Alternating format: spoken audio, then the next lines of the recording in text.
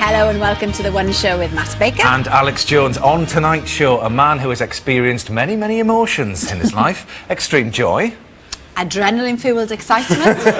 Unadulterated pleasure. And true love. Oh. Well, judging by what a holiday that was. Indeed. Judging by his expression tonight, I would say that Paul Merton is thrilled to be here. Absolutely thrilled. Paul Merton, everyone. That was lovely seeing me and Ronnie Corbett there, because that was great fun doing pantomime in drag, because you walk on and you're immediately there laughing because you look ridiculous. Yeah. So it makes life a lot easier for you. Yeah, well, speaking of shows, you're about to embark on a tour with... That's right. None other than your wife. Now, my wife's in it as well, yes. Lots of comedians will be sitting at home now thinking, why? Why? Because you think my wife is a particularly ugly woman, or...? No. No, but they'd be thinking, what's she letting herself in for? Well, no, see, I mean, Suki does the same thing as me. We've both been improvisers for a long time, and it's really helpful, because actually this is a 50-date tour. I'm doing stand-up, there's sketches. If she's at home and I'm away on 50 dates, then it's not so good. But the fact that we're together doing the work that we really enjoy doing is a real bonus. So it's quite romantic, that part. It is romantic. I think so. Good. Well, I didn't really intend it to be romantic. I was just being factual, but I'll quite happily put a romantic spin on it, if you like. Yeah. Well, we'll talk a lot more about it. Absolutely, absolutely. I would have thought it, eh? Celtic fan and a Rangers family. But it's so sad for the club, it really is. But yes, it seems rather extraordinary, doesn't it? Yeah. And, I mean, the passion with which the game is in Glasgow is sort of followed, you know, it's extraordinary that the club could sort of somehow disappear. That can't be right somehow. I don't see how it's going to be happening. But, I mean, what are those people going to do? You know, where are you going to go on a Saturday? Yeah, well, we were just saying during the film there, Paul, that one of your hooks for football as a young lad was Jimmy Greaves. Yes, I love Jimmy Greaves. I saw him being funny on some television programme, and I found out he played football as well. And I went to see him play at White Hart Lane a couple of times, and he was just an exceptional player. And there's still one goal he scored against Leicester City, which I'll never forget, which was before TV covered every game, so it's in here. And occasionally I meet a supporter who was at the same match. I say, yes, and he got the ball at halfway line, and off they go. But I think it's his birthday today. I think it's Jimmy Greaves' birthday. So if you're watching Jimmy, I share a glass of orange with you sometime. 72 today. 72. Yes. Happy birthday, Jimmy. Yeah. I hope that's right. Yeah. Oh, it is. It is. It is. Okay, good. It. Oh, good, good.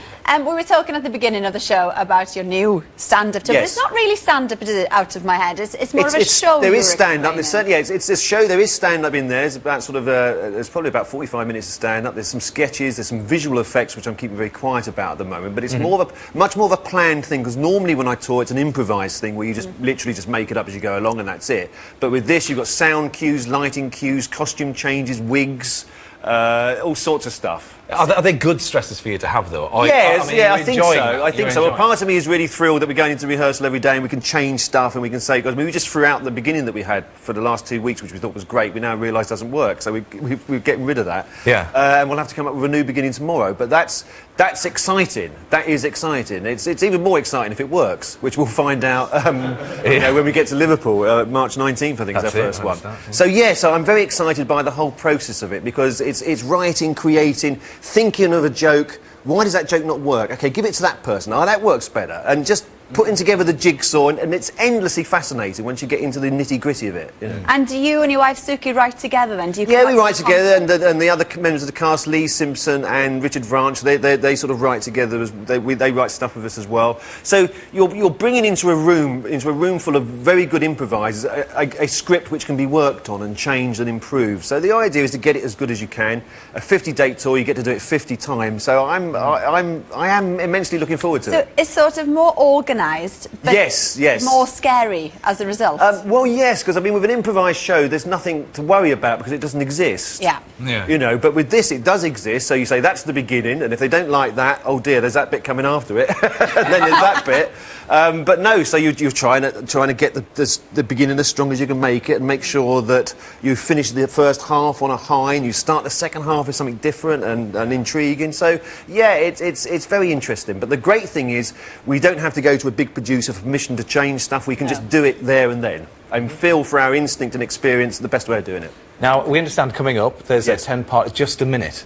Yeah, oh yes, we did that earlier towards the end of last year, yes. I mean, celebrating 45 years of Just a Minute. Yeah, I mean, brilliant, obviously, British institution on radio, but this is coming to television. Is it that different for you to record it? Because it's done in front of a live audience anyway. The thing, they've done this before. The ITV did a dreadful version of this, which you'll be pleased to hear about, where they managed to find people who'd never heard of the game to both play it and watch it. Yeah. So they didn't work at all, and they were doing 5 a day, you know. But this one, the BBC, I have to say, the radio and TV people really so cooperated with each other, and so we're replacing Eggheads for a fortnight at 6 o'clock from Monday through to Friday for 2 weeks. Yeah. And it was really good. It was really pleasing because it felt like the radio show because the audience knew what it was, the people that were playing it knew the game. So yeah, I was pleased with how it turned out. Well, should we have a look at it? Yes, I haven't seen any of it Let's yet. have a look then. Let's see something and see what it looks like. Paul, you have the subject of Elvis. There are 33 seconds available, starting now.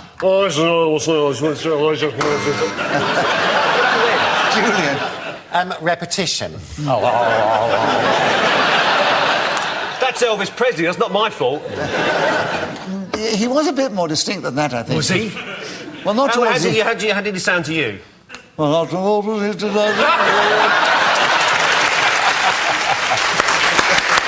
Lovely stuff. Well, before that, Paul's Out of My Head stand-up tour starts in Liverpool on the 19th of March and then goes right around the country until the end of May. Yes. There we go. It's a long ride from Cumbria, isn't it, Lucy? I made it. You're here, yes. So tell us exactly what then is going to change. Well, we've got these 3,000 courses which have a GCSE equivalent at the moment. Which is a lot, isn't it? It is a lot, but by 2014, that will have been scaled down to 125, OK? So the problem is that people are worried. We'll explain this in a second. It's not easy to focus. We'll explain it. It's very difficult to focus. Don't stop.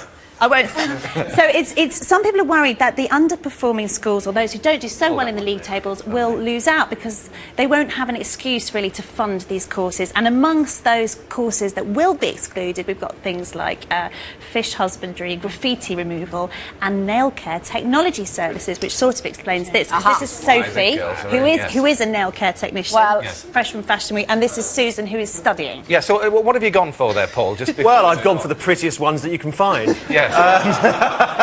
I've got a bit of him and a bit of him and one in the middle and one there at the end. Yes, it's all it's very you can see that sort of thing. It's lovely. Now, Sophie, these are all handmade, aren't they? I mean, Yes, or they are hand painted, indeed. we should say. Good. And you're a perfect example. Made and painted. Yes, you're a perfect example of somebody who's made the most of this opportunity. And you're working at London Fashion Week at the moment. You've Yes, made nails for have been. Kylie Minogue, is that right? True. Wow. But what qualification do you have then, Sophie? I have MVQ level 1 and 2 in beauty therapy, and I have level 3 in nail extensions. And if you were to employ somebody from school, would you be looking for an NVQ or would you be looking for the equivalent of 2 GCSEs or 4 GCSEs? Definitely be looking for MVQ. Right. That is the qualification that is recognised by councils. Yeah. And anyone who works at my salon needs to be licensed with the council, and that is the only qualification they're interested in. So, I see. So it has been very the important. key to Sophie's future, but she's not Yes. the only one here with a vocational qualification. Oh, no. Is she, Lucy?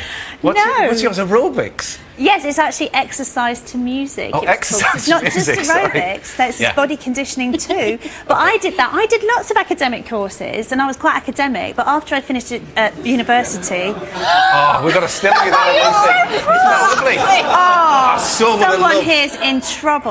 I just would have Was loved it a to windy day? photograph you doing aerobics or... Do you see how much work I've done on my hair? I think it's bad now. That's it. Yeah. all right. That was a little bit I have before big my hair aerobics. problems. Oh, that was You've cruel. got problem hair. I- Yeah, we've got problem hair, so We'll don't mock. talk about that. Yeah. Nails and that sort of stuff, and, Thank you we'll to move on. Susan and Sophie and Lucy. And just for the record, Paul, they look lovely. Yeah, I'm going home with these. Bang on trend, Paul, bang on trend. Yes, absolutely. So there you are. Turns out the antlion isn't really half lion and half ant. Who knew? You were actually disappointed. Well, I am as well, really, to be honest. I wanted to see something that was a result of an ant and a lion getting it together, you know? Yeah. Right. Well, you might be interested in our little game that we've got for you. Little game, yes. One, because obviously you know the one show, you know that we love a game. Yeah. So what you have to do is you have to try and work out if the cross that we're going to show you Right. is real or not. Right, OK, good, all right. Yeah, Right. Here we go. Okay, the first one. Yep. Here we go. Shout yes or no over there. Join in. It's a zadonk. It's a donk. Well, Half a zebra, half a donkey. I'd say yes. Yes. Yes. Yes. Let's have a look. Yes, it There we is. are. It's real. Okay. What about the tiger? Oh, yeah, that's a lion and a tiger. Yeah, absolutely. Yes. Yeah, absolutely. Yes. Yes, everybody's saying yes. Yes. The next one is a karma, a camel and a llama. Yes. Yes. Yes. Yes. Yes. Okay, well done. Yes. We do very well. How about a hig? A part hippo, part pig. No. No. No. No. Can't be. Sorry. No! No, it's no. Dodgy graphics as well. Sorry about Yeah. that. And the last one is a wolfin, a killer whale, and a dolphin. No. Yes. Said no? It is. Oh, it's real. It's a sinister dolphin. Ooh, sinister dolphin. Ooh, we don't like those. Just make the mind boggle, and Yeah. so does the thought of what a cross between a Dr. Mark Porter and her Dr. Sarah Jarvis would look like. Indeed. Here we go. But Katie's tummy is still making the same unusual noises. Matt, you should hear this. It's remarkable, honestly. Really? Is it? Get the boom in. Get the boom Hang on a in. second. Let's have a listen. I've always wondered. I may be only a stomach, but I recommend you go to see Paul Merton live on tour. It's amazing. What an extraordinary plug. From within my own internal organs. Bit of a narrowing there, perhaps. Exactly. Anyway, before we go, a chance for you to put your questions to Stephen Hester of the Royal Bank of Scotland, the man who had to turn down a near £1 million bonus. You effectively own the bank, so send any questions you have about his bank's pay, bonuses, or lending policies to the One Show at bbc.co.uk, and we'll show the interview later in the week. Paul, thanks ever so much for joining us. Thank you very much for having me. Tomorrow we've got Sanjeev Baski. We'll see you then. Goodbye. Bye.